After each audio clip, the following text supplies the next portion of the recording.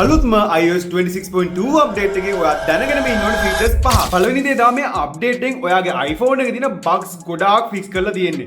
ඒ වගේම security updates උත් ගොඩක් ඇවිල්ලා තියෙන හින්දා මම නම් හිතන්නේ මේ අප්ඩේට් එක අනිවාර්යයෙන්ම දාගන්න ඕන එක. දෙවෙනි එක තමයි lock screen clock එකේ liquid glassy look එක දැන් අපිට කැමති විදිහට වෙනස් කරගන්න පුළුවන්. මෙන්න මේ අලුත්ම slide එක වම් පැත්තට කරාම more glassy look එකකුත් දකුණු පැත්තට කරාම more frosted look එකකුත් ලැබෙනවා. මේ set එකේ තුන්වෙනි feature එක තමයි මට හිතෙන විදිහට මේ පාර අප්ඩේට් එකේ තියෙන වැදගත්ම feature එක. ඒක තමයි දැන් ඔයාට urgent reminders වලට alarm set කරගන්න පුළුවන්. ඊට පස්සේ මෙන්න මේ විදිහට reminder එකට අදාළ වෙලාවට alarm එකක් වදිනවා. ඒ වගේම ඔයා settings වල reminders වලට ගිහිල්ලා මෙන්න මේ option එක on කළොත් snooze button එක වෙනුවට complete button එක අපිට add කරගන්න පුළුවන්. හතරවෙනි එක තමයි දැන් ඔයාලට notification එකක් ආවම LED flash එකට අමතරව screen එකත් flash වෙන විදිහට හදාගන්න පුළුවන්. මේකට ඔයා settings වල accessibility වල තියෙන audio and visuals වලට ගිහින් පහළටම scroll කරලා flash for alerts කියන option එක select කරගන්න. දැන් ඔයාලට පුළුවන් LED flash එක ස්ක්‍රීන් එක එහෙම නැත්නම් දෙකම උනත් සිලෙක්ට් කරගන්න. පස්වෙනි එක තමයි දැන් අපිට freeform app එක ඇතුලේ graphs add කරගෙන වැඩ කරන්න පුළුවන්. මීට අමතරව OS එක පුරාම අපිට අලුත්ම UI changes උත් බලා ගන්න පුළුවන්. ඉතින් මේ ගැන දැනගන්න ඔයාගේ iPhone එකේ තියෙන යාළුවව අනිවාර්යයෙන්ම mention කරන් යන්න.